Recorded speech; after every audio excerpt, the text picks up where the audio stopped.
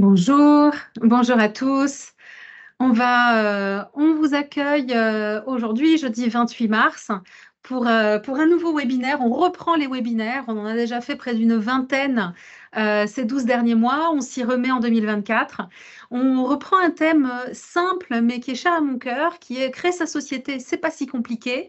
Pourquoi? Parce que je m'en faisais une montagne. Parce que si j'avais pas été aidée, accompagnée, je pense que je n'aurais pas sauté le pas.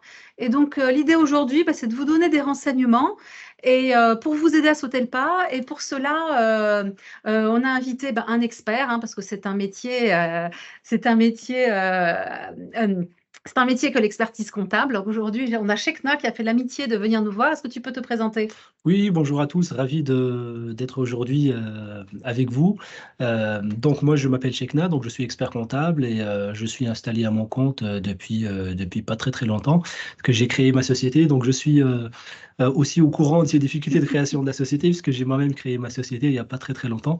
Et donc effectivement j'ai eu les problématiques qu'on va voir tout à l'heure de création de société, de démarches administratives, d'échanges avec l'INPI, avec le tribunal de commerce, le CABIT, les échanges avec la banque et tous les points qu'on va aborder durant ce webinaire. Ouais, c'est parfait.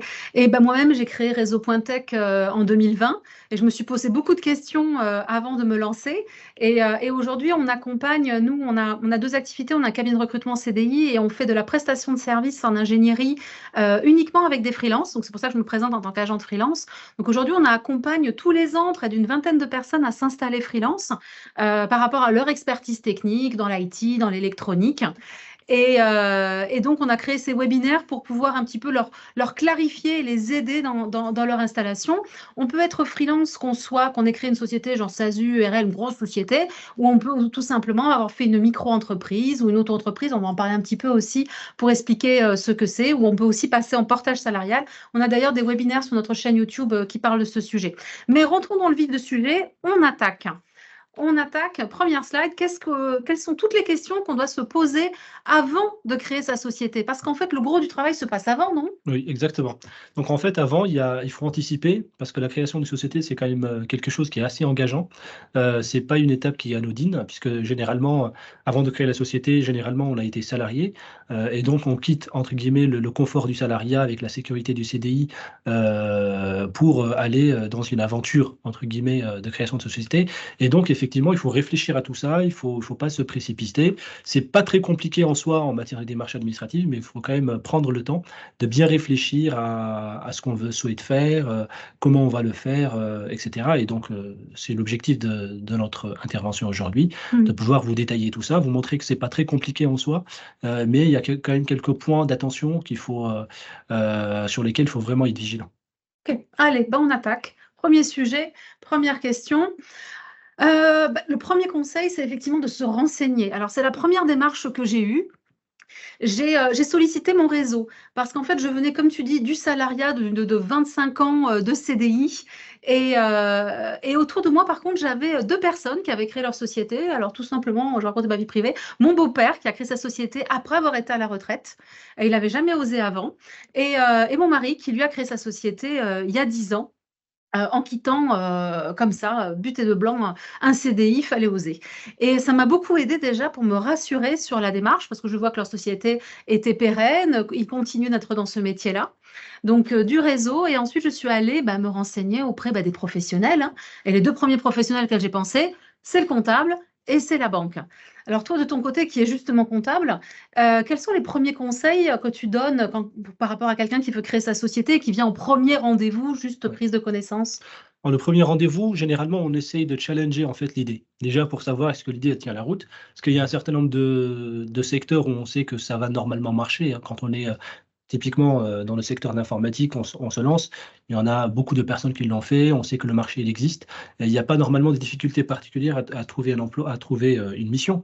Quand on est dans des secteurs un petit peu différents, on va déjà commencer par vérifier en fait la solidité de l'idée, savoir est-ce qu'elle tient la route, est-ce que la personne elle a pris en considération le marché, est-ce qu'elle connaît ses concurrents, est-ce qu'elle a pris le temps de réfléchir à son projet. Une fois qu'on a vraiment réussi à se mettre d'accord sur ça, on a compris que la personne elle a pris le temps de bien mûrir sa réflexion.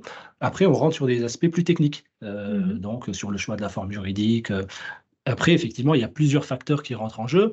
Déjà, la première chose, c'est déjà le statut de la personne. Est-ce qu'elle est mariée? Est-ce qu'elle est toute seule? Est-ce qu'elle a des enfants? Parce que ça c'est quand même assez impactant quand on a des enfants, qu'on se lance. C'est pas comme quand on est tout seul et quelque part on n'engage que soi. Il y a aussi l'aspect professionnel. D'où est-ce qu'on vient? Quelle a été notre expérience? Avant de rentrer dans la technique qui est, bon, est-ce qu'on se met en SAS, SARL, URL, micro-entreprise, etc. On va y revenir d'ailleurs sur le choix des statuts, mais du coup, dans les premiers rendez-vous, c'est les questions que tu poses. Tu pousses les gens à te donner le maximum d'informations et à se poser le maximum de questions pour pouvoir choisir, pour pouvoir faire les meilleurs choix. Exactement. Donc en fait, en gros, on part du passé, savoir, jusqu'à aujourd'hui, qu'est-ce qui fait qu'aujourd'hui on en est arrivé là? À la question de savoir où est-ce qu'on veut créer sa société et ensuite on se pose la question sur le futur. Qu'est-ce qu'on veut faire de cette société-là? Quels sont les objectifs? Parce que les objectifs ne sont pas les mêmes, pour les uns ou pour les autres. Donc l'idée c'est de savoir, bon, comment est-ce qu'on se voit dans 5 ans, dans 10 ans? Est-ce qu'on souhaite avoir une grande société avec des salariés, avec des process qui fonctionnent, avec de la délégation? Ou est-ce qu'on va être, vraiment travailler tout seul, ne pas, entre guillemets, s'embêter avec la gestion humaine? C'est une bonne chose que tu dis parce que quand je me suis lancée, tout le monde m'a dit ah, très bien, tu te mets à ton compte, recruteuse indépendante. Moi, je leur ai dit pas du tout, je crée une société. Et aujourd'hui, 3 ans après, il y a 12 salariés, on a nos propres locaux et on a 100 000 euros de capital social. Moi, c'était en tout cas ça que j'avais dans la tête dès le départ. Donc, j'ai choisi effectivement un statut pour aller dans cette direction. D'ailleurs, je me suis renseignée, mais je mets juste un bémol, faites attention, les professionnels comptables, banques, bien évidemment, vont donner des renseignements professionnels, mais votre réseau peut aussi vous induire en erreur, parce que souvent on dit le statut du copain, c'est pas forcément le bon pour vous, vous avez une situation différente. On va aller justement sur le sujet suivant. Moi, ce que j'invite à faire, et c'est gratuit, c'est de se former. Slide suivante, Hugo, s'il te plaît. On se forme et il y a plein d'endroits où vous pouvez vous former gratuitement. Évidemment, les webinaires comme le webinaire d'aujourd'hui, moi je fais venir systématiquement des professionnels qui vont dire quelles sont les choses et moi simplement je pose les questions et je témoigne. Mais je suis allée à la CCI, j'ai eu une demi-journée de formation gratuite, extrêmement intéressante et je me suis aussi abonnée à une newsletter de la BPI qui me donnait plein de tuyaux et plein d'informations envers les jeunes créateurs. Après, il n'y a pas que ça, il y a plein d'autres choses qui existent. Je connais aussi comment on appelle ça, les incubateurs, de start-up, etc. Alors à Toulouse, on a Toulouse, hein. On a l'IoT Valley et j'y suis allée également pour faire un bootcamp start-up pour voir comment on crée une start-up, bien que je veuille créer une société beaucoup plus traditionnelle. Quels sont les conseils que tu donnes sur cet aspect-là? Où est-ce que tu conseilles d'aller? Il faut se former. Donc vraiment, je mettrai vraiment l'accent là-dessus. Il faut se former. Quand on lance une société, il faut se former. On ne le dira jamais assez, parce que vaut mieux en fait préalablement, de manière anticipée, savoir les erreurs à éviter plutôt que de tomber dans l'erreur et puis essayer de rectifier en fait ces erreurs par la suite. Effectivement, donc la Chambre de commerce et les partenaires de l'Ordre des experts comptables. Donc il y a beaucoup de formations qui sont animées par des experts comptables. Et donc quelque part, c'est ce qu'on est en train de faire aujourd'hui. Ils font intervenir systématiquement, généralement, ils mettent systématiquement un expert comptable dans les événements qu'ils font pour justement aborder les sujets techniques de choix de forme juridique, etc., de fiscalité, de droit des sociétés, etc. Et donc, je voulais dire ça. Ensuite, sur la BPI, ils sont quand même très intéressants sur l'aspect financement parce qu'ils ont ce qu'on appelle du cofinancement, c'est-à-dire qu'ils permettent aux personnes qui ont déjà contracté un emprunt de multiplier par 2 leur financement. Ils ont la ratio 1 à 1, c'est-à-dire que chaque euro qui est mis par la banque, la BPI met 1 euro et c'est relativement facile à mettre en place comme dossier. Ils ne demandent pas des garanties comme demande la banque, très compliquées à avoir. Vraiment, une fois qu'on a obtenu l'emprunt bancaire, la BPI suit généralement de manière systématique. Il y a aussi mais je pense qu'on l'abordera plus en détail après la question du financement. Oui, on va l'aborder. On va en Ouais. reparler des aides et des financements qu'on peut obtenir. Ouais. Ce que j'ai fait aussi, c'est que j'ai utilisé mon CPF et je suis allée dans une école de commerce qui proposait sur 3 jours une formation aux bases de la comptabilité. Ouais. Je suis toute bête. Moi, je suis ingénieure de formation. Donc là, j'avoue, je m'en faisais un monde. C'était un sujet que je ne maîtrisais pas du tout. J'avais déjà géré un compte de résultats, c'est-à-dire des projets. On a X bonhomme qui bosse et on facture tant au client. Donc j'avais ça. Mais vraiment, comment allait se passer la comptabilité en interne, j'avais besoin d'avoir cette information-là. Ça m'a permis de me rassurer et de pouvoir aussi beaucoup plus dialoguer avec ma comptable en comprenant un petit peu son métier et les mots qu'elle allait utiliser. Alors, je ne maîtrise pas encore la lecture d'un bilan, mais au moins j'ai pu avoir les bases de la compréhension d'un bilan actif égale passif. Waouh, c'est beau. J'aime beaucoup parce que c'est pile au même niveau. C'est aussi beau que la physique. Bon, voilà pour l'aspect formation. Sujet suivant, c'est 11 chiffres. Ah, arrivons dans le monde des chiffres. Alors, la première chose que m'a proposé la comptable que j'ai vue, c'était de faire un business plan. Je m'en faisais un monde, je vous dis pas. Je suis allée regarder des vidéos sur Internet pour essayer de comprendre ce que c'est. Ensuite, quand j'ai compris qu'on prenait un bête fichier Excel, qu'on allait dire globalement l'argent qui rentre, l'argent qui sort, ça, c'était bon. Moi, j'étais directrice de projet dans le passé. Je revenais dans mon métier. Je me suis dit, c'est comme un bon projet, sauf que c'est un peu plus gros. Et après, j'ai fait un Lean Canvas. Alors, je parle là de ce que j'ai fait, mais tu pourras en dire plus. Alors, le Lean Canvas, c'est en fait, moi, je suis allée à un atelier, on m'a donné une grande feuille à 3 et on m'a demandé qui étaient les stakeholders, c'est-à-dire les personnes avec qui j'allais travailler, mes partenaires financiers, mes sous-traitants, mes clients potentiels, quelle allait être également ma structure de coût, quelle allait être ma façon dont j'allais me rémunérer. Ça peut être, par exemple, faut être un logiciel, ça peut être des abonnements, ça peut être le prix d'une licence, ça peut être, il y a plein de façons de se rémunérer différentes. Ça, on doit regarder aussi quelle était la concurrence, l'état du marché, et on devait se poser la question de quel était le petit truc qu'on avait en plus pour faire que ça réussisse. Voilà. Et quand j'ai fait ça, à la suite, quand j'ai terminé de le remplir en une demi-journée, ils m'ont dit, mais arrête de te faire des nœuds au cerveau, vas-y, tu as rempli toute la feuille, tu as une vision très claire de ton projet, et moi, en tout cas, ça m'a aidé à sauter le pas. Ce sont des choses que tu fais avec tes clients, la partie business plan en amont? Oui, oui, tout à fait. La partie business plan, il est quand même très, très importante, surtout pour les personnes qui souhaitent se faire financer. Quand on se lance tout seul, c'est très important de l'avoir parce que ça permet d'avoir une feuille de route et comme ça, de manière, donc tous les 3 mois, par exemple, tous les 6 mois, ça permet de regarder le business plan et savoir où est-ce qu'on en est. Est-ce qu'on suit la trajectoire? Est-ce qu'on s'est pas trop, éloigné de ce qu'on avait en tête, il y a 6 mois? Mais surtout, si on veut, être suivi par un partenaire bancaire, c'est systématique. Il faut avoir un business plan. Ils le demandent d'ailleurs. Moi, j'ai pas mal de personnes qui viennent me voir et ils me disent: «Bon, on vient te voir parce qu'on a besoin d'un prévisionnel ou d'un business plan». Signé par l'expert comptable pour la banque. Parce que du coup, Oui. oui, parce que du coup, nous, derrière, on challenge en fait le business plan pour savoir est-ce qu'il tient la route par rapport aux marges du secteur, par rapport à ce qui se pratique. Et donc, on l'atteste derrière en disant, bon, j'atteste globalement que c'est cohérent, sans dire que ça va se réaliser, évidemment, Mhm. puisque c'est des prévisions, on ne peut pas s'engager sur le futur, mais en tout cas, ça paraît cohérent. Et donc, ce papier-là, on la met dans la banque et on essaie de convaincre en fait pour suivre Mhm. après le financement de la banque. Sachant que la banque, elle prend en considération l'image globale, enfin, prend en considération pas uniquement le business plan. Elle regarde la situation de la personne, quelles sont ses ressources, etc., etc., et puis son passé. Mais c'est vrai que le papier, entre guillemets, le business plan, il lui faut. Mhm. Bah, par exemple, nous, on est en train, alors en plus de l'activité de Réseautech, comme on a des grands bureaux et qu'il y a beaucoup, beaucoup de place, on est en train de faire aménager un coworking dans les 130 mètres carrés, là, qui sont juste derrière moi. Et ben, c'est ce que j'ai fait. J'ai fait un business plan, j'ai amené ça à la banque, le pourcentage de remplissage, quel était le nombre de personnes qu'il y avait dans l'agglomération et le nombre de postes qu'on allait proposer, les coûts de fonctionnement, les coûts d'aménagement également, pour pouvoir obtenir un financement. Tout à fait. Et puis juste sur la partie Lead Canva, donc en gros, c'est sur un papier A4, expliquer c'est quoi le projet finalement. Pour ceux qui connaissent un petit peu le monde du startup, généralement on a le pitch. Donc en gros, la personne il explique en 30 secondes ou en 90 secondes c'est quoi son projet. Le Lead Canva, c'est faut en fait faire ça sur un papier quoi. Donc en gros, c'est quoi les principaux fournisseurs, les principaux clients, les principaux concurrents, les principaux points de différenciation, etc. On les met sur un papier A4 et en gros, une personne qui prend ce document-là, elle comprend tout de suite c'est quoi le projet, quoi. Et donc, c'est très important parce que ça permet de synthétiser. Parce que généralement, au début, quand on se lance, on a une idée généralement assez vague de ce qu'on veut faire. Et après, ça permet vraiment de coucher sur un papier avec un crayon et un bout de papier, l'idée de manière synthétique.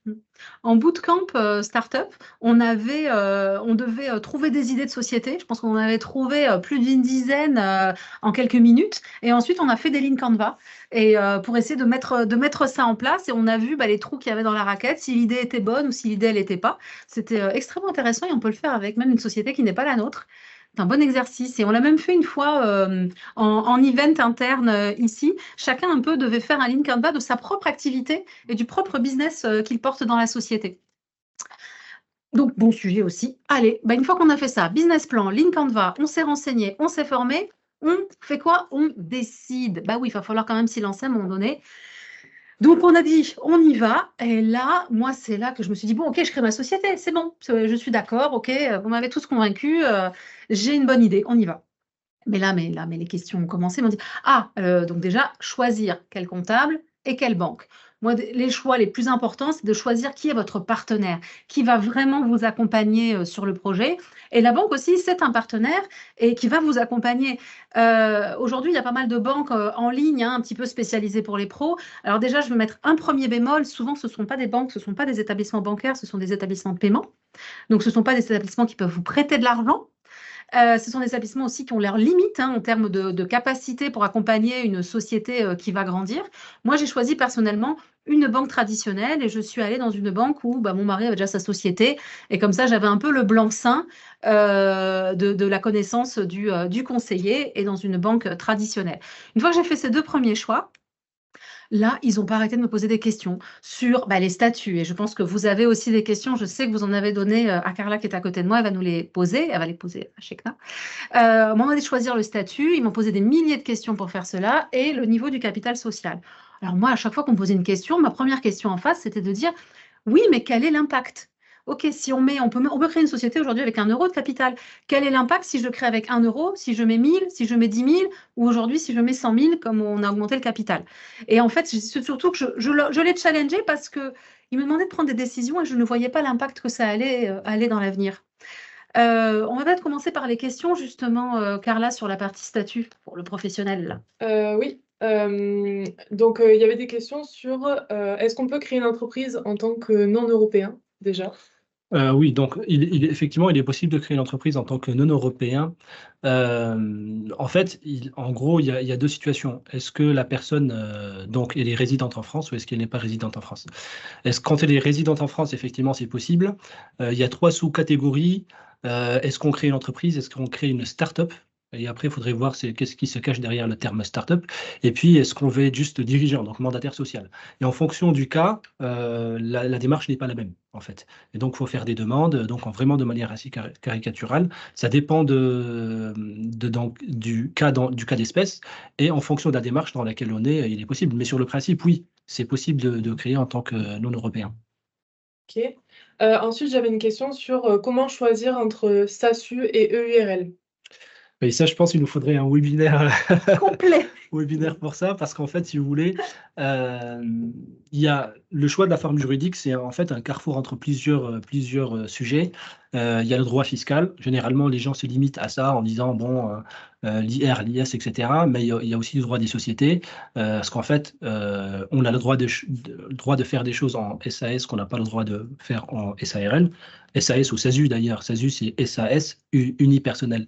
Et EURL, c'est la SARL unipersonnelle, entreprise unipersonnelle à responsabilité limitée. Et donc, il y a le fiscal, il y a le droit des sociétés, il y a le social, forcément, puisqu'en fait, on n'est pas rattaché à au même organisme de sécurité sociale dans l'un ou dans l'autre. Il y a donc en fait, effectivement, il y a beaucoup de paramètres qui rentrent en jeu.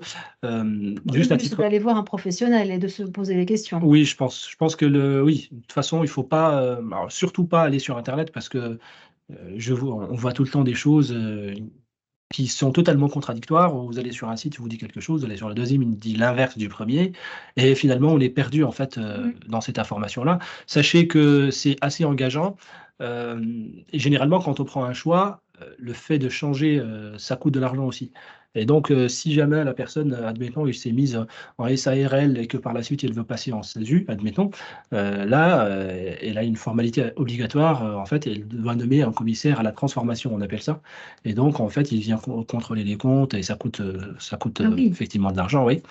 Et donc, après, effectivement, aussi en matière de protection sociale, c'est très important de savoir comment est-ce qu'on est couvert. Et donc, la protection sociale, c'est l'un des sujets les plus complexes qui existent en France, parce qu'entre la sécurité sociale, la mutuelle, la retraite, le chômage, le RSA, la CAF et tout ça, ça, c'est un système qui est très complexe. Et donc, en fonction du choix de l'une ou de l'autre des formes juridiques, on n'a pas forcément les mêmes conséquences. Et donc, il y a beaucoup, en fait, de paramètres qui rentrent en jeu. Et donc, effectivement, bon, on peut donner quelques éléments d'information comme ça, mais il faut vraiment se poser de manière vraiment prendre le temps d'analyser la situation. Est-ce que la personne prend déjà sa situation personnelle, professionnelle, et en fonction des cas d'espèce, on pourra prendre la bonne décision. À titre d'exemple, en matière de rémunération, parce que souvent, je pense que c'est ça qui intéresse les gens, en EIRL, on cotise à peu près 45% du montant du salaire. Donc, si la personne se verse 1 000 € sur son compte personnel, elle devra en moyenne, c'est une moyenne parce qu'en fait, après, c'est des tranches. Le taux varie en fonction du montant versé, mais on va dire en moyenne 45%. Donc 450 pour l'URSSAF, 1000 pour soi. 1000 pour soi. Maintenant, en SASU, c'est beaucoup plus élevé, c'est entre 75 et 85%. Donc pour 1 000 €, on cotise à peu près entre 750 et 850 €. Et donc ça s'explique par le fait que la couverture sociale n'est pas la même. Donc le montant de la retraite, il est plus élevé quand on est en SASU, à cotisation égale. Un montant net égal, c'est-à-dire que si on se verse 1 000 € net en tant que SAS, le jour de la retraite, on a une retraite plus élevée qu'en SARL, sous réserve de ne pas prendre aussi des contrats privés. Parce que ça aussi, ça joue. Parce qu'en SARL, on peut aussi prendre des contrats privés, donc une prévoyance privée, une retraite complémentaire privée, etc., qui viendront compenser ça. Et donc, on a prévu un webinaire d'ailleurs courant avril sur le sujet pour vraiment creuser la partie SAS, EURL, SCOP, etc. Mais on avait une autre question sur les statuts, sur un statut donc on appelle souvent d'ailleurs auto-entrepreneur. C'est quoi la question Justement, c'est quoi la différence entre les auto-entrepreneurs et les autres statuts? En fait, l'auto-entreprise, généralement, les gens pensent que c'est une forme juridique. L'auto-entreprise, c'est une entreprise individuelle. C'est une entreprise individuelle qui a opté pour un statut qui s'appelle le statut micro-fiscal. Micro-fiscal et micro-social, c'est ce qui fait qu'on l'appelle micro-entreprise. Et donc, le micro-fiscal, je vais les aborder assez rapidement les deux. En gros, le micro-social, c'est de dire, en fait, on va verser à peu près 21% du montant de sa rémunération à l'URSSAF et puis on n'en reparle plus. Donc, c'est le montant de la cotisation, l'assiette, c'est le chiffre d'affaires. Chiffre d'affaires, donc en fait, si on fait 60 000 € de chiffre d'affaires, vous allez payer 21% des 60 000 € à l'URSSAF sous forme de cotisation sociale. Le micro-social, et d'ailleurs, vous avez presque aucune démarche à faire, à part tous les trimestres, aller sur le site de l'URSSAF et déclarer le montant du chiffre d'affaires, et puis c'est terminé. C'est eux qui font les calculs, vous n'avez rien à faire, c'est vraiment très très facile à faire. Le micro-fiscal, maintenant, c'est le fait de dire que, en gros, l'État, il prend votre chiffre d'affaires, il enlève 50%, c'est un abattement de 50%, et il détermine votre bénéfice. En gros, il considère que les 50%, c'est ce que vous avez engagé pour le compte de la société, vos dépenses, etc. Donc, ça détermine votre bénéfice, et donc votre bénéfice, il est taxé à votre impôt sur le revenu. Donc, suivant les tranches normales d'imposition, quand vous faites vos déclarations tous les ans, vous remplissez votre formulaire 2042, vous aurez une ligne complémentaire qui va être les revenus BIC, on appelle ça. Une BIC, donc vous allez en fait déclarer le montant de chiffre d'affaires que vous avez réalisé. Donc le fisc enlève 50% et il vous taxe sur le montant qui reste. Et donc ça dépend de votre tranche marginale d'imposition. Bon, c'est un terme un petit peu barbare, mais en vrai, c'est juste le fait de dire est-ce que vous êtes à 11%, à 30% ou 45%. Et donc en fait, ça se cumule. Donc si vous avez, admettons, des revenus, vous êtes salarié, que vous avez une auto-entreprise, donc le fisc va prendre en fait votre salaire, il va rajouter donc le montant de votre auto-entreprise, il doit enlever 50%, il doit trouver un total imposable, et là, il regarde dans quelle tranche vous rentrez, il fait le calcul et il vous envoie votre impôt sur le revenu. Donc, encore une fois, il faut aller voir un professionnel parce que selon son avis fiscal actuel, ça sera plus ou moins intéressant l'auto-entreprise. Une question de base, j'ai cru comprendre qu'entre les SASU et les URL, il y en a qui sont des personnes morales et l'auto-entreprise, c'est une personne individuelle. Oui. Est-ce que tu peux juste expliquer ces deux termes? Parce qu'au départ, moi, je ne comprenais pas la différence. C'est une très bonne question parce que pour le coup, une entreprise individuelle, donc du point de vue juridique et du point de vue fiscal, il n'y a pas de distinction entre la personne physique et la société. Ils font qu'un. Et donc, typiquement, une personne qui a le chômage, le Pôle emploi va considérer que votre chiffre d'affaires, c'est vous, en fait, qui l'avez. Et donc, il n'y a pas de distinction. Et en matière de responsabilité aussi, c'est pareil. Donc, vous engagez la société. Et donc, la personne, admettons, si vous avez un litige avec un fournisseur et qui vient chercher votre responsabilité, il peut aller sur votre patrimoine personnel parce que vous avez une entreprise individuelle. Donc, il n'y a pas de distinction. En société, c'est différent parce que du coup, il y a le patrimoine privé qui est votre patrimoine. Admettons, vous avez une résidence principale, etc. Donc, ça, c'est votre patrimoine privé. Et donc, il y a la société. Donc, la société, elle a son propre patrimoine. Et donc, si une personne est en litige contre la société, et donc, en fait, elle ne pourra attaquer que la société. Et donc, il y a une vraie distinction entre patrimoine privé et patrimoine personnel. Donc, encore des questions à se poser en fonction du risque qu'on va prendre, en fonction du business en fait que l'on va créer. Je pense qu'on va essayer de faire aussi peut-être un webinaire sur le sujet de la micro et de l'auto-entreprise et creuser un peu le sujet pour débunker les idées reçues. Ça marche. Bah, écoute, on repart. Une fois qu'on a décidé. Alors, on a décidé son statut, on a choisi son comptable, on a choisi sa banque, etc. On passe à l'action. Alors là, c'est là que j'ai découvert des choses la première fois que j'ai créé ma société. Je ne savais pas qu'il y avait tout un process et que j'allais devoir prendre ma voiture pour aller faire plein de kilomètres. J'ai découvert qu'il fallait d'abord avoir un projet de statut avec le comptable. Avec ce projet, je suis allée à la banque. La banque, là, avec mon associé présent, nous a fait signer les statuts. On a déposé l'argent, ils l'ont vraiment encaissé, hein, l'argent du capital. Ensuite, ils m'ont donné un papier disant, c'est bon, le capital a été versé. Je suis retournée voir le comptable avec tout ça. Encore un trajet en voiture. Et là, la comptable, une fois qu'elle avait tout, elle m'a dit, c'est bon, je fais la création de la société. En fait, je ne savais pas du tout qu'on crée en quelque sorte le compte en banque avant de créer la société. Et une fois que tout ça, ça a été lancé, moi, une semaine après, j'ai eu le cabis. Exactement, donc c'est très bien expliqué. En fait, c'est dans cet ordre-là qu'il faut faire les choses. Il faut d'abord, en fait, voir son expert comptable, échanger sur le sujet de la création de société. Ensuite, il va vous donner un projet de statut.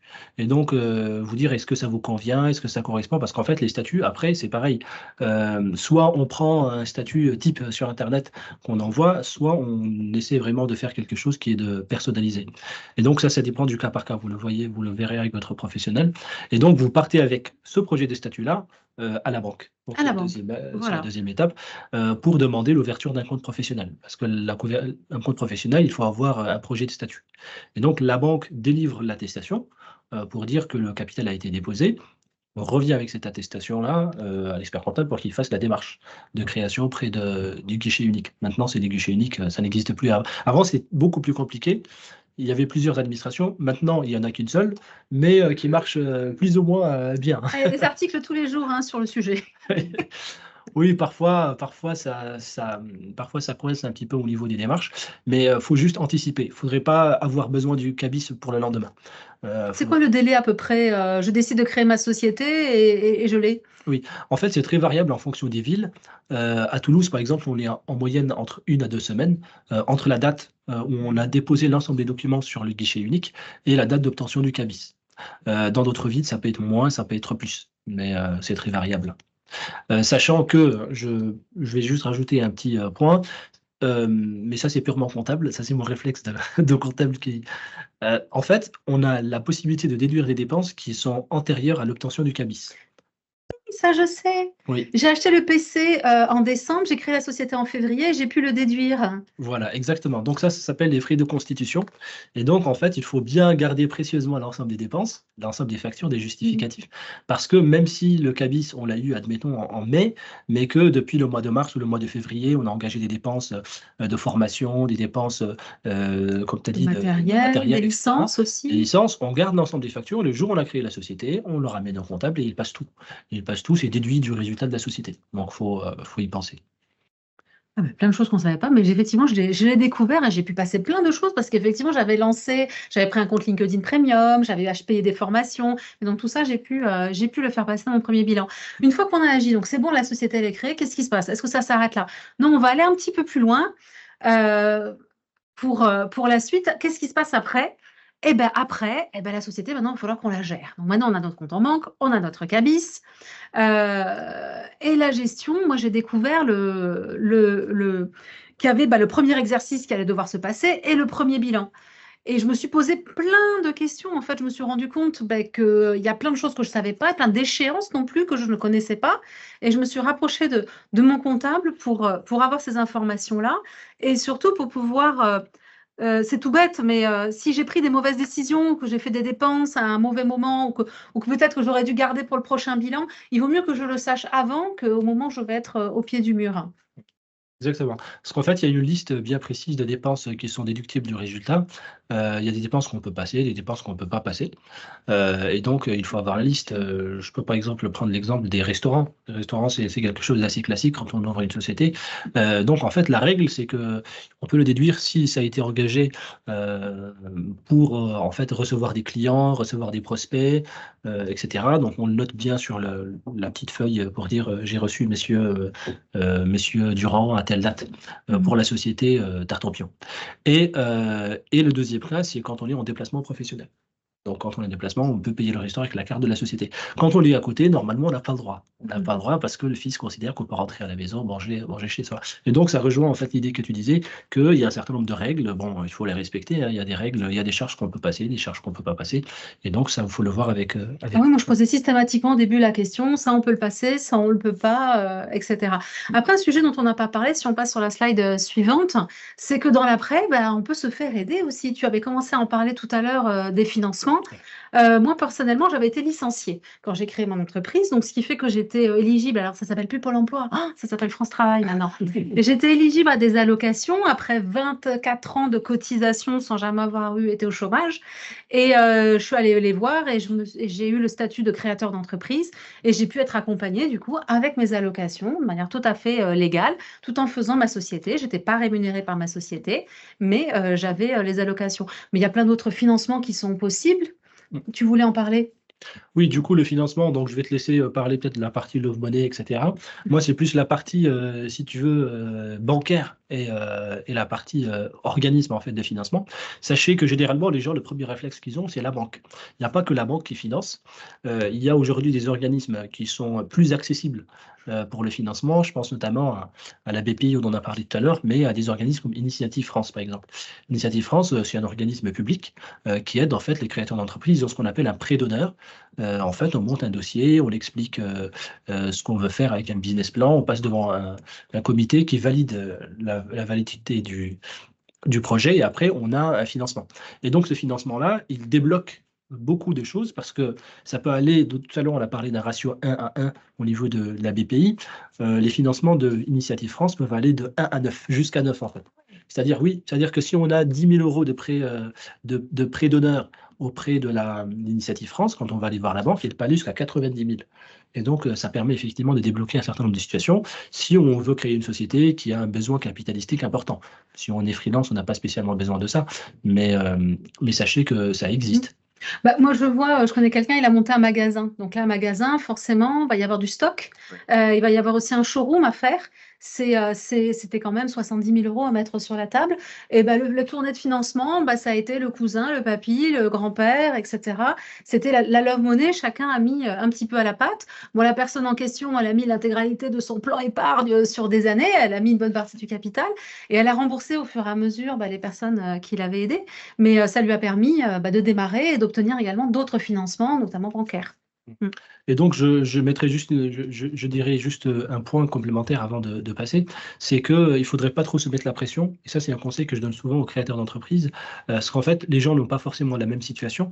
Il faudrait avoir un petit peu de trésorerie à côté. D'accord? Il ne faudrait pas être pris à la gorge, avoir besoin de rentrer le contrat dans la semaine qui suit. Moi, généralement, je conseille d'avoir entre 3 et 6 mois on va dire, de salaire, qui permet de tenir en fait, et de ne pas être pris à la gorge si le contrat ne rentre pas, parce que ça existe. Il y a des périodes où on n'a pas forcément les contrats qui rentrent. Et donc, prévoyez quand même un petit peu d'épargne de précaution, quelque part, pour pouvoir être à l'aise et puis pouvoir prospecter tranquillement en attendant que la société puisse décoller et puis pouvoir nous rémunérer, quoi. Oui. Je vois effectivement des freelances qui parfois sont très, très, très pressés d'avoir leur paiement et qui ont vécu des fois des situations difficiles après de start-up, qui ont retardé leur paiement parce qu'elles étaient dépendantes d'ailleurs de financement qu'elles devaient obtenir. Et ou alors d'autres, qui se sont un petit peu fait avoir quand l'époque des impôts est arrivée, la deuxième année, là, où ils ont découvert qu'ils devaient payer leurs impôts et les acomptes, donc l'année suivante. Et en fait, ils n'avaient pas mis de côté, ils n'avaient pas laissé une trésorerie suffisante sur la société pour qu'elle puisse payer ce qu'elle devait. C'est ce qu'on appelle le BFR. Généralement, les gens ne savent pas exactement ce que c'est que le BFR, le besoin en fonds de roulement. C'est exactement ce que tu dis, c'est qu'à un moment donné, parfois, on se retrouve dans une situation où on a besoin d'avancer de l'argent pour forcément payer les fournisseurs. Et pendant ce temps-là, il faudrait bien avoir de l'argent pour payer ses salariés si on en a ou autre. Et donc, ce BFR, il faut l'estimer, il faut savoir combien c'est, et puis le provisionner. Le provisionner, que ce soit avec des financements externes ou avec de l'épargne personnelle. Mais il faut savoir qu'à certaines périodes, effectivement, on a un BFR positif, c'est-à-dire qu'on a plus d'argent dehors qu'on a d'argent en fait disponible. Disponible. Toute la problématique de trésorerie. Ça marche. On se fait aider. Qu'est-ce qu'on avait comme autre sujet? Je crois qu'on arrivait à on gère. Voilà, le premier exercice, premier bilan, on a commencé à en parler. Je voulais que tu précises une chose parce que moi, je l'ai découvert. Encore une fois, je me dis tout bêtement, hein, les choses que j'ai découvertes quand j'ai vraiment géré ma société, c'était que le premier bilan, alors je l'ai créé la société, quelle bonne idée, février 2020, donc un mois avant le Covid, un mois plus tard, le monde s'est arrêté. Quel bon timing! Et je me suis dit: «Mais ma première année, elle va être pourrie, il y aura pas un bon bilan». Et en fait, la comptable m'a dit: «Mais non, mais on peut étendre le bilan si tu le veux». Alors on peut l'étendre sur quelle durée en fait, le premier bilan? Effectivement, donc la règle, Premier c'est exercice. 31 décembre de l'année qui suit la création. Et donc, si on se crée, admettons, en mars 2024, là, on est en avril, non, on est en mars 2024, on peut on peut faire 31 décembre 2024, premier exercice. Sinon, on peut choisir d'aller jusqu'au 31 décembre 2025. Et donc, ça fera un exercice étalé de 12 mois plus ce qui reste de l'année 2024. Sachant qu'on n'est pas obligé de clôturer le 31-12. On peut clôturer le 30 juin, le 30 septembre, 31-12, comme on veut. D'ailleurs, ça peut être un petit conseil peut-être de ne pas clôturer 31-12 parce que si vous avez un expert comptable qui a tous ses clients qui sont au 31 décembre, vous serez bien content d'être au 30 septembre parce que du coup, il sera moins chargé, on va dire, et pourra mieux s'occuper de votre dossier que si vous êtes au 31 décembre. C'est un beau conseil ça. Ça, j'y ai pas pensé, donc clôture au 31-12, effectivement, c'est le rush, hein. C'est le rush. Bon, on arrive à peu près au bout de cette session. Si vous avez des questions, vous pouvez les poser dans le chat. On a Carla qui est derrière et qui va les regarder. Là, on vous partage des QR codes. Moi, le QR code de Réseautech, le mien. Vous avez aussi le QR code de Shekna. Tu as un site web aussi, Shekna? Oui, exactement. Donc, donc la société s'appelle Ebitax, c'est ce qui est écrit dessus. Donc, c'est www.ebitax.com, tout simplement. Voilà. Et on vous invite à aller voir des professionnels. Évidemment, aujourd'hui, on vous a donné des renseignements, mais chaque situation est unique. Chaque cas est unique. Selon si vous êtes jeune ou si vous êtes plutôt âgé, si vous avez besoin d'avoir votre retraite prochainement, si vous êtes en situation de pré-retraite, il y a tellement de situations différentes qui peuvent arriver dans la vie. Faites-vous bien accompagner par des professionnels, ne lisez pas trop Internet, et je suis d'accord avec toi, parce que moi je lis tout et son contraire, entre par exemple la SASU et l'EURL, je me suis aussi posé cette question, et on en fera un autre webinaire. Prochain webinaire, du coup, ce sera, on vous partagera, si vous êtes inscrit aujourd'hui, on partagera les dates, on va parler des statuts fin avril, mais je pense que d'ici là, on va peut-être faire une session spéciale autour de l'auto-entreprise, de la TVA en autre entreprise, comme tu disais, du micro-fiscal, du micro-social. C'est un statut que tout le monde pense être très simple et être idéal, mais j'ai vu pas mal de gens quand même se casser les dents en choisissant ce statut alors qu'ils auraient peut-être dû faire une société. Donc, on en parlera peut-être la prochaine fois. Tu nous feras peut-être le plaisir de venir. Avec plaisir. Allez, ça marche. Vous aurez accès au replay également. Et puis, on vous souhaite à bientôt, une bonne soirée et tout ça. On a fait un premier webinaire en soirée. À bientôt, à bientôt.